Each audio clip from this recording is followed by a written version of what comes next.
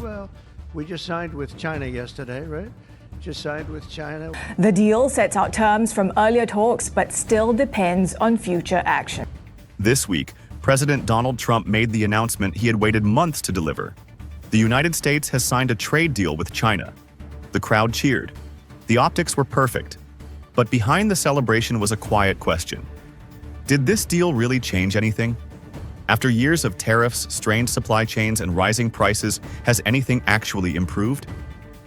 The deal, you remember, we had a trip to Geneva, and then that was being slow played. We got back together in London, and that deal was signed and sealed 2 days ago. Yeah, it came as a bit of a surprise overnight when President Trump announced that he had signed a deal with China. But actually, so far, we haven't heard anything from the Chinese side to confirm this. So still waiting for details on that. Commerce Secretary Howard Lutnick confirmed it. The deal, he said, was finalized after negotiations in Geneva and London. This agreement, now signed and sealed, essentially locked in the outcomes of those earlier talks. Under the deal, the United States maintains its existing 55% tariffs on a wide range of Chinese goods, a level that includes both the original Trump-era tariffs from his first term and new additions in 2025. In response, China will continue applying its 10% retaliatory tariffs on U.S. exports. In exchange for keeping the tariff status quo, China has agreed to continue exporting rare earth minerals to the U.S., critical materials for electronics, defense, and clean tech. Meanwhile, the U.S. will ease restrictions on ethane exports to China. Ethane is a chemical crucial to China's plastics industry, and American suppliers dominate the global market. With factories in China reportedly at risk of shutting down due to supply shortages, this concession was significant. However, beyond rare earths and ethane, key areas remain untouched. Semiconductors, chip design software, aircraft engine parts, industries at the heart of U.S.-China tensions, are notably absent from this agreement. It's also worth noting that, as of now, there has been no formal confirmation of the deal from the Chinese government. The agreement has been announced solely by U.S. officials, and Beijing has remained publicly silent. And now we're earning up to $30 billion a month in tariff revenue so far, and as you get to July 9th, that number is only going to go higher. We're going to announce a whole bunch of deals over the next week or so. To President Trump, this wasn't just a deal. It was a triumph.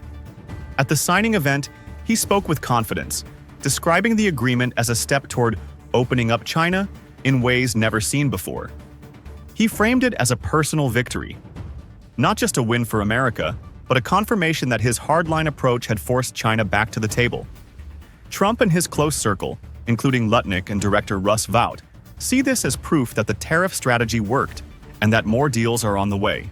India, he said, could be next. Europe too. His team is preparing what he calls a tariff map for the world, categorizing countries based on their trade balance with the US and assigning tariffs accordingly.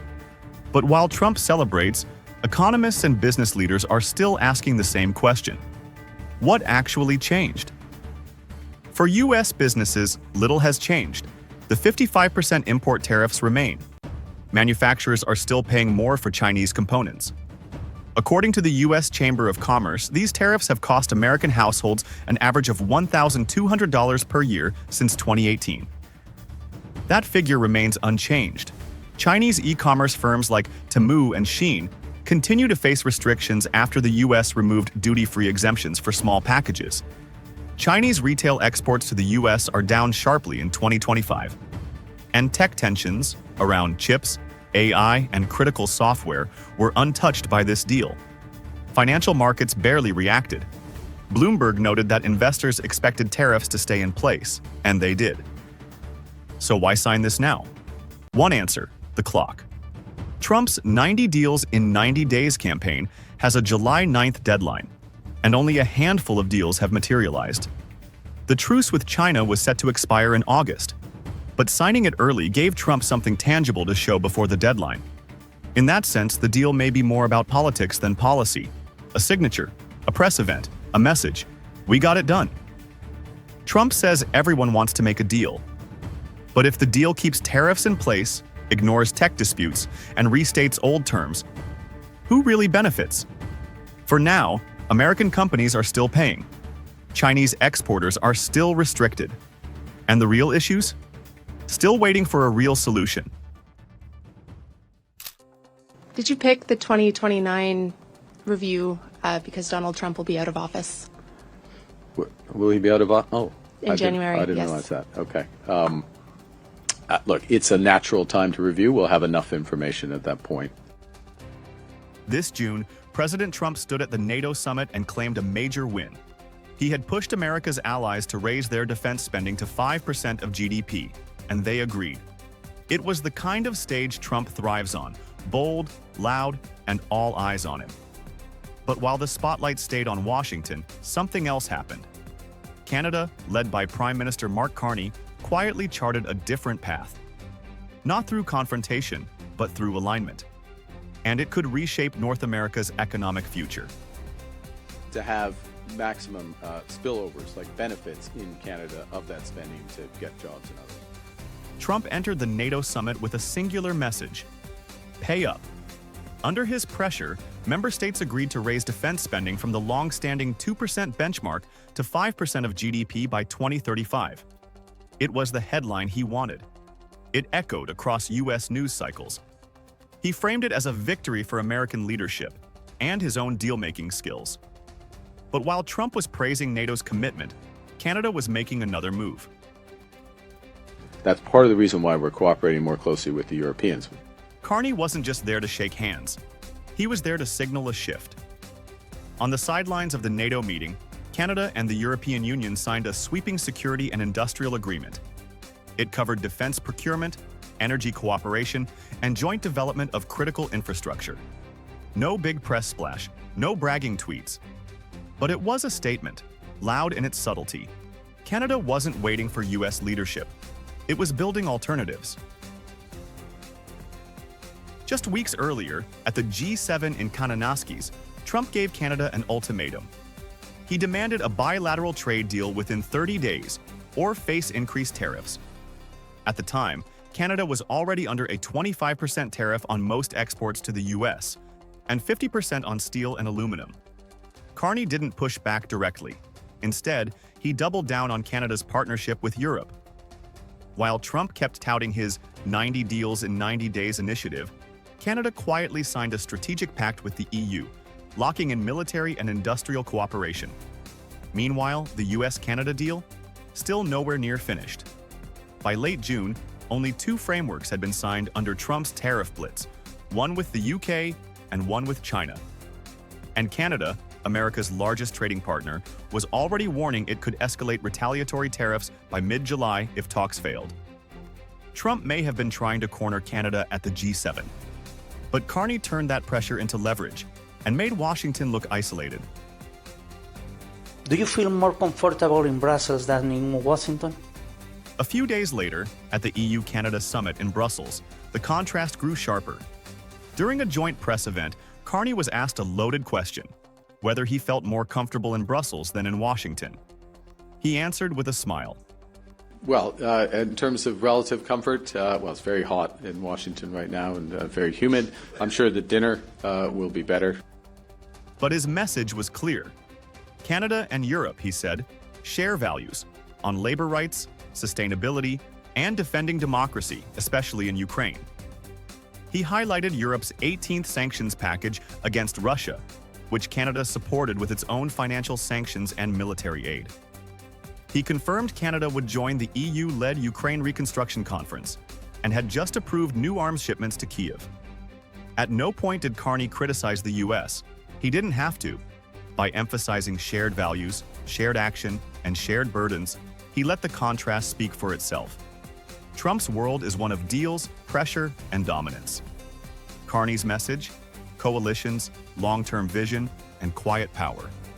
And when it came to defense procurement, Canada was already in talks to buy fighter jets and submarines from European partners. No American suppliers mentioned. Trump thought he held the upper hand, with tariffs, pressure, and public ultimatums. But Mark Carney didn't fight back on Trump's terms. He built a broader alliance, one that didn't need Washington's permission. And as Canada pivots toward Europe, One question remains. Is Trump still leading, or is he being left behind? Mark Rutte, the NATO chief, who is your friend, he called you daddy earlier. Do you regard your NATO allies as kind of children? No, he likes me. I think he likes me. If he doesn't, I'll let you know. I'll come back and I'll hit him hard, okay? No? He did it very affectionate. He's daddy. You're my daddy. At this year's NATO summit in The Hague, diplomacy took an unexpected turn. In a room full of generals and prime ministers, the spotlight wasn't on Ukraine or defense spending. It was on Donald Trump. Not for a treaty, not for a policy shift, but because the NATO Secretary General, Mark Rutte, called Trump daddy. That moment made headlines. And that was just one of the many surreal moments from Trump's weird NATO press conference. They've had a big fight, like two kids in a schoolyard. You know, they fight like hell. You can't stop them. Let them fight for about 2-3 minutes. Then it's easier to stop them. And then Daddy has to sometimes use strong language to get strong language. It began with the daddy moment. Mark Rutte, trying to describe Europe's dependence on the U.S., said some countries sounded like children asking if their father was staying with the family. Trump embraced it completely. He compared NATO members to kids fighting in a schoolyard. His solution? Let them fight a little, then step in with strong language. That's how he described his leadership. The official White House, this is the official White House Twitter page, or X page, posting a short video announcing Daddy's home. And the White House ran with it. Hours later, its official X account posted a short video titled Daddy's Home, turning the awkward moment into a meme and the meme into a message. Trump used the moment to reaffirm that NATO was, in his words, now listening. He pointed to a new agreement. By 2035, all 32 NATO members are expected to raise defense spending to 5% of GDP.